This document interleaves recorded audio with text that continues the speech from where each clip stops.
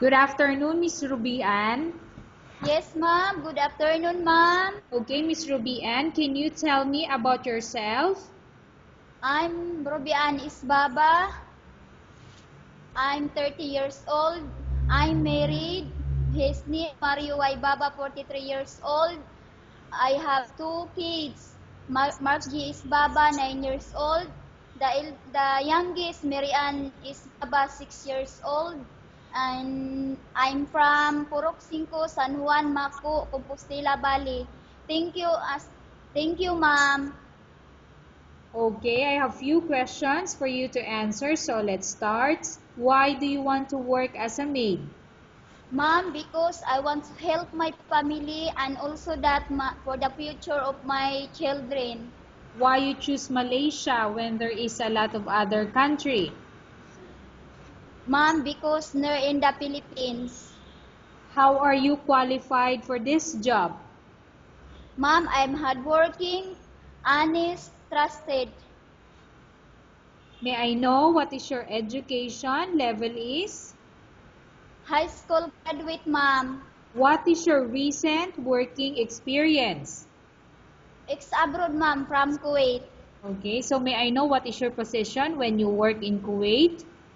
Ma'am, as a domestic helper. Have you worked abroad before? Yes, ma'am, from Kuwait. Okay, so how many years you work in Kuwait? 2 years, ma'am. Do you have experience of taking care of baby? Yes, ma'am, my own baby. How about elder or older people? Do you have the experience? Yes, ma'am, my grandfather was 81 years old. Do you have any other special skills? Yes, ma'am, laundry, cooking, ironing, cleaning. Are you willing to learn new skills? Yes, ma'am. Are you willing to work with a family where the mother-in-law or any relatives stay together? Yes, ma'am. Currently, are you still working now? No, ma'am. Do you know how to cook? Yes, ma'am. What sort of food can you cook?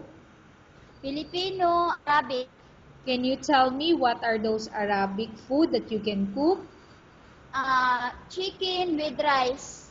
How about Filipino food that you can cook? Chicken curry, ma'am.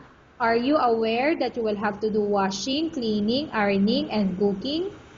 Yes, ma'am. From all the house chores like cooking, cleaning, ironing, and washing, which do you like most? Uh, Cooking, cleaning, ironing, and laundry, ma'am. If ever you were selected to work in Malaysia, who will take care of your kids? My husband, ma'am, Mario Baba, 40 years old. You are not allowed to use handphone or cell phone during working hours. Yes, ma'am.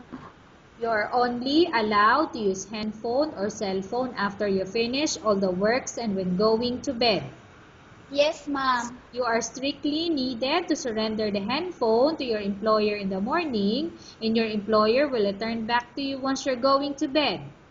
Yes, ma'am. If ever your employer finds out that you're abusing your handphone and it's affected your work performance, your employer will confiscate your handphone and you're not allowed to hold it anymore. Instead, your employer will allow you to call to your family 3 times in a month. You only Yes, allowed ma'am. to bring normal phone and you're not allowed to bring smartphone. Are you agreed for the terms and condition? Yes, ma'am. Are you agreed to the rules and regulation of the handphone? Yes, ma'am. How many years is the contract as you agreed and understand? 2 years, ma'am. Can you describe for me your ethics or your attitude? Honesty, hardworking, trusted. How can you assure to us that you will work hard in Malaysia? I want to finish my contract, ma'am. Can you promise not to use a telephone without the permission of your employer? Yes, ma'am. Can you promise not to put on makeup but to dress properly while work? Yes, ma'am. Can you promise not to invite friends and relatives without the consent of your employer?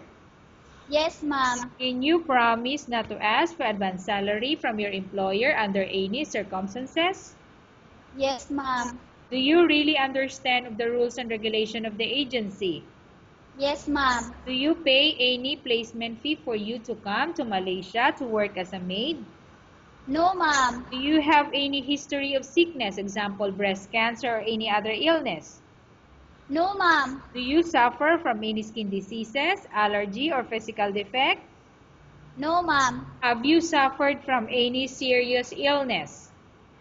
No, ma'am. Do you smoke? No, ma'am. Do you have any tattoo in your body? No, ma'am. Do you take any prohibited drugs before? No, ma'am. Okay. Have you undergone any operation or surgery? No, ma'am. Are you medically fit? Are you fit to work? Yes, ma'am. Are you in any medication? No, ma'am. Are you allergic with any food? No, ma'am. Are you prepared to work for the employer of any race? Yes, ma'am. Are you prepared to eat the type of food taken or given by your employer? Yes, ma'am. Are you afraid of being left alone in the house? No, ma'am. Are you afraid of dogs or other pets? No, ma'am. Can you promise to work according to instruction from your employer? Yes, ma'am. Do you have any immediate family working in Malaysia? No, ma'am. Okay, Miss Ruby Ann, we have finished our question section. Let's go to case study. I have a case study for you and I want you to answer me truthfully. Upon arrival in Malaysia within 6 months, if ever any of your family members pass away, what will you do? Will you continue to work till finish your contract or you will go back? I want to finish my contract, ma'am. Okay, tell us about yourself and why do you want to work in Malaysia as domestic helper? Ma'am, I want to work in Malaysia because my family is poor, and also that, ma'am, I want to help my husband and for the future of my children, ma'am. Okay, Miss Ruby Ann, what do you want to tell to your employer who's watching your video? Ma'am, if you stick me, I will do